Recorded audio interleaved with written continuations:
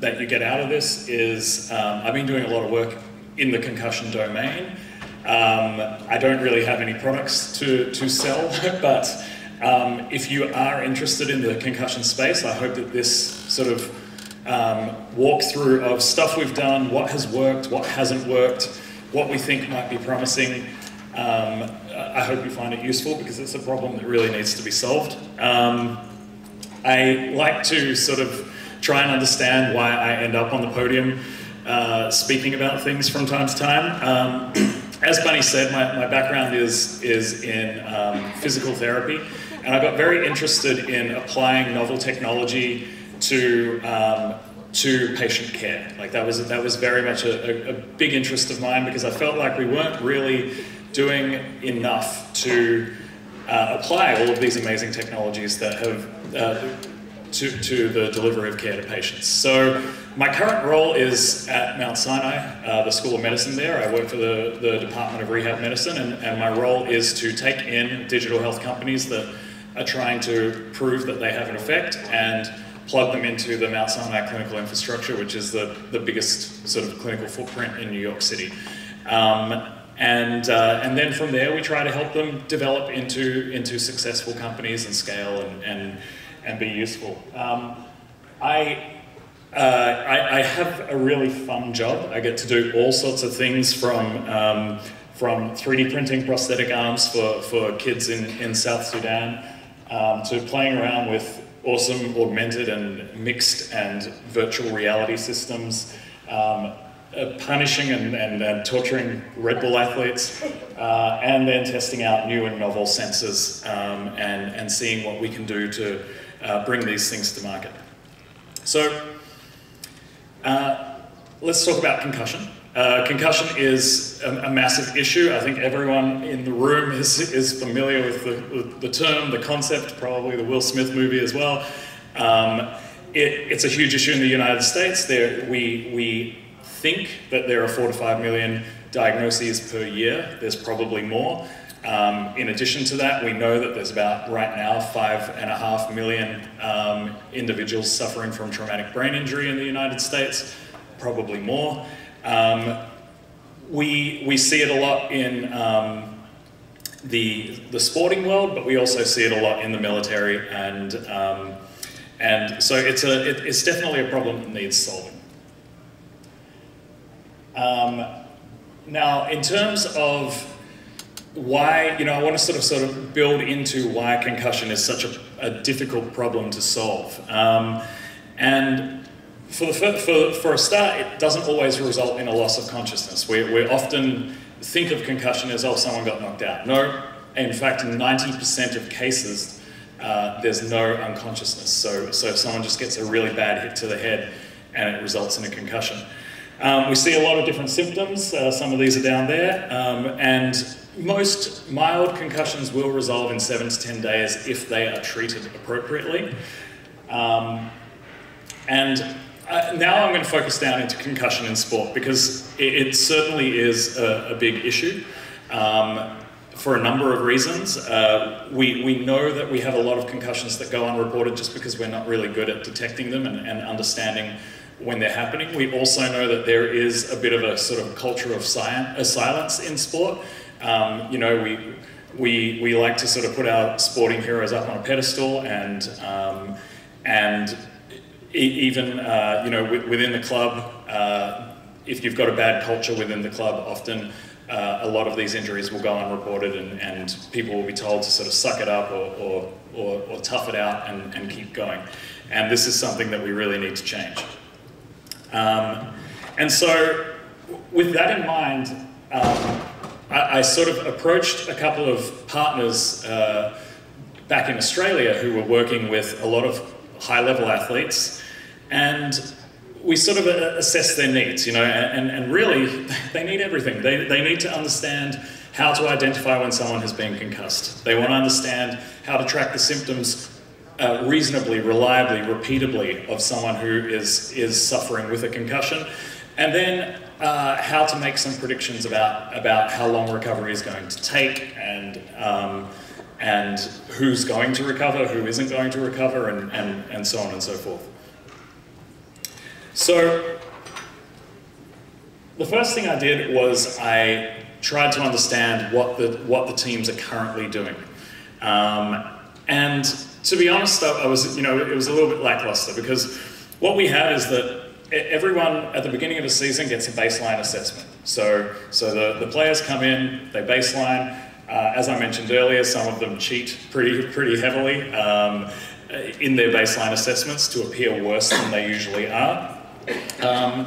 And then you've got, on the sidelines, you've got the team officials, and this is in a professional sporting environment. You've got team officials watching the game, and if they observe a big hit, they'll pull that person off, they'll do some concussion testing, they'll compare that concussion testing to baseline approaches, and they will say, yes, you have a concussion, no, you don't have a concussion. And there are a few clinical tests that we use to identify concussion. They're all quite sort of, not quite subjective, but not all that objective either, if you know what I mean. So they're very questionnaire based. Some of them involve a stopwatch and a task, but you know, they could all be better.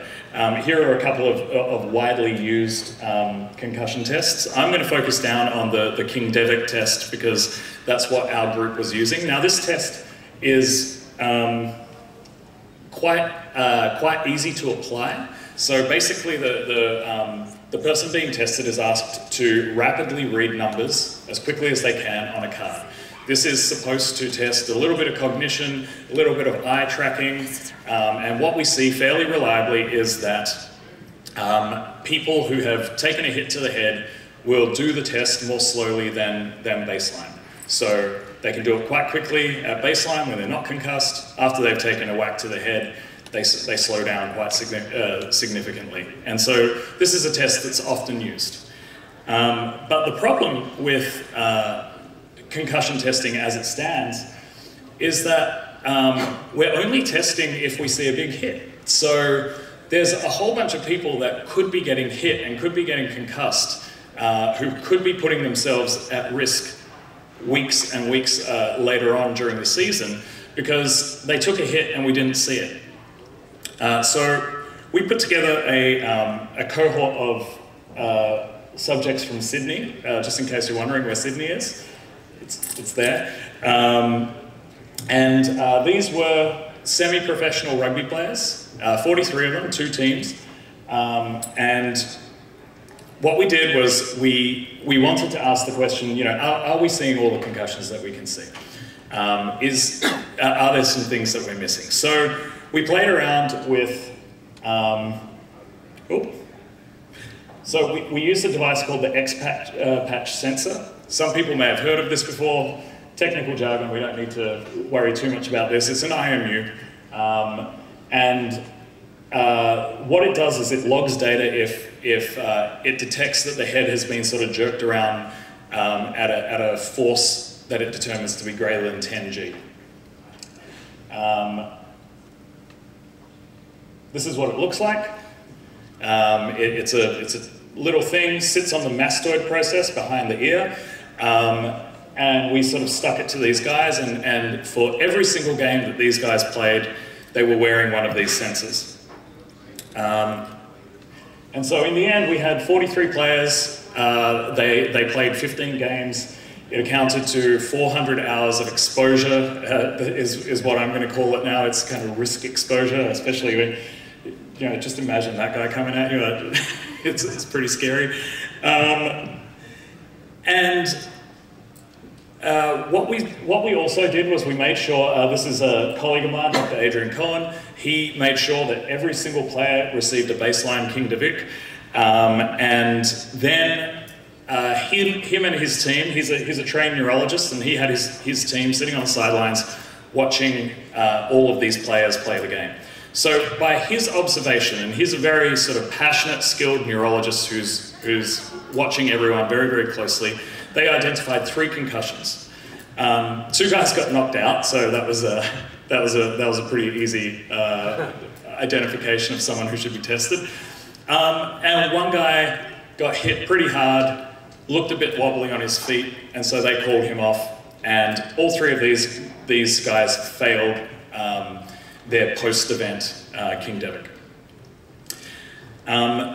Then we looked at the data that was coming from the X patches. So first of all, we noticed that across the 43 subjects, we registered almost 19,000 impacts that were greater than 10G.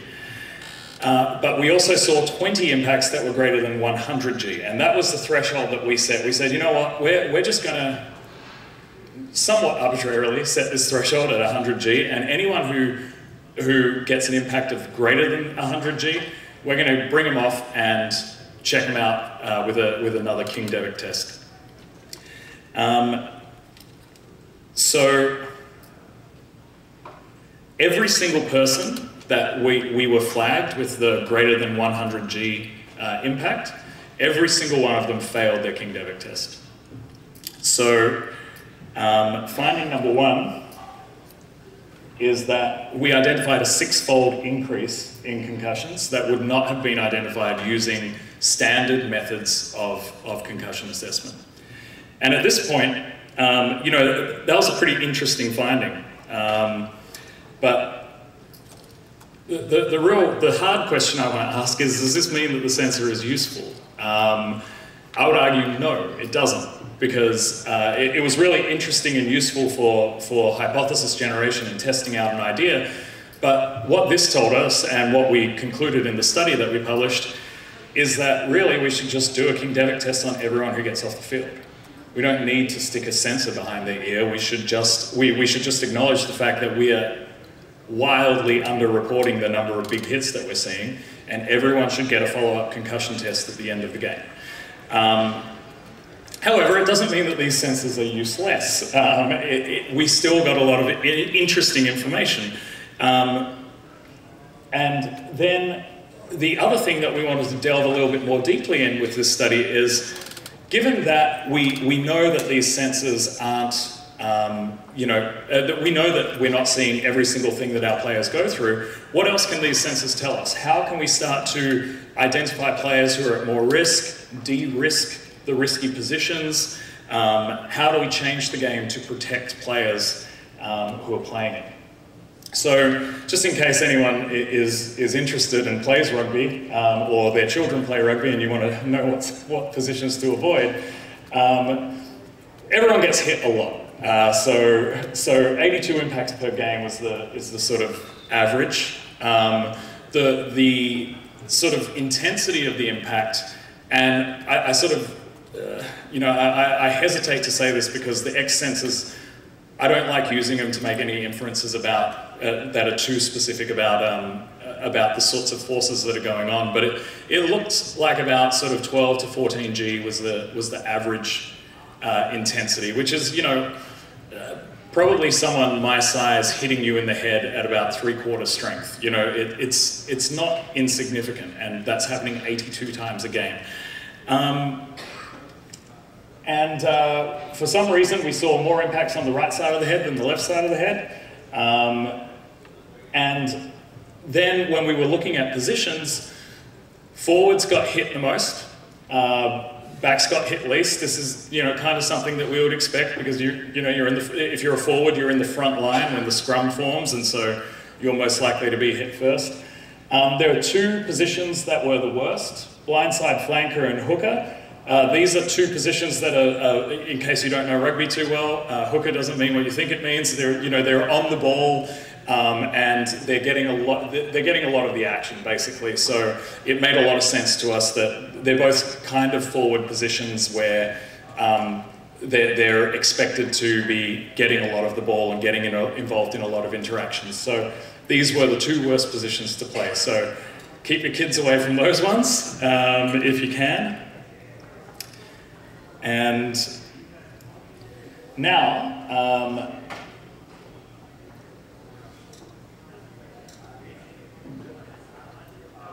think maybe we've got okay. So player position matters.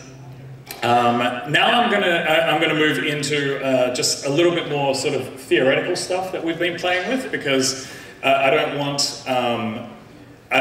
the X sensor to be the be-all and end-all of concussion analysis.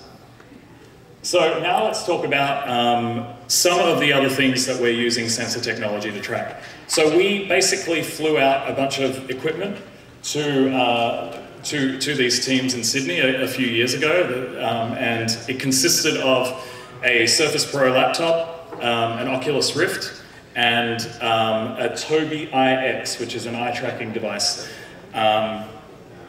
And basically, the first thing that we did was we popped the Oculus Rift on their heads. We used it as a glorified blindfold that had an IMU in it. And we asked them to stand with their eyes closed. They just had the Oculus over their face in an open stance. So just feet hip width apart. Then we asked them to move into what we call a Romberg position, so your feet are together and your ankles are touching. Then we moved into the sharpened Romberg position, which is one foot in front of another, kind of tandem walking, the toes of your back foot touching the heel of your front foot. And what we did was, during that time, we recorded how much postural sway was going on in these individuals. So we were just looking at how much they're swaying.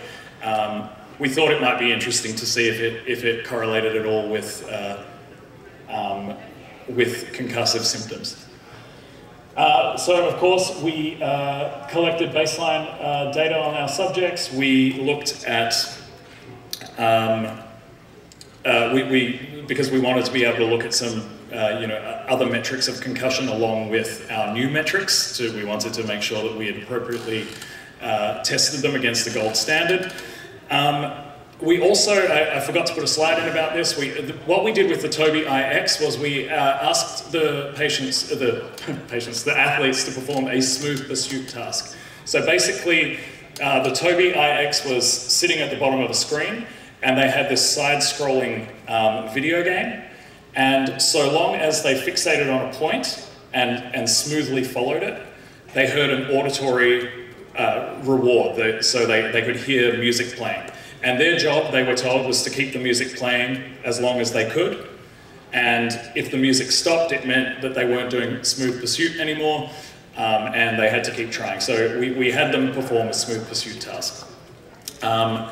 So when we looked at the data with the Oculus Rift, it's a 6 degree of freedom IMU in there. So we were looking at pitch, yaw, and roll, and we were also looking at translation in X, Y, and Z plane. And we were just looking at the magnitude of the variance in these people pre-event and post-event.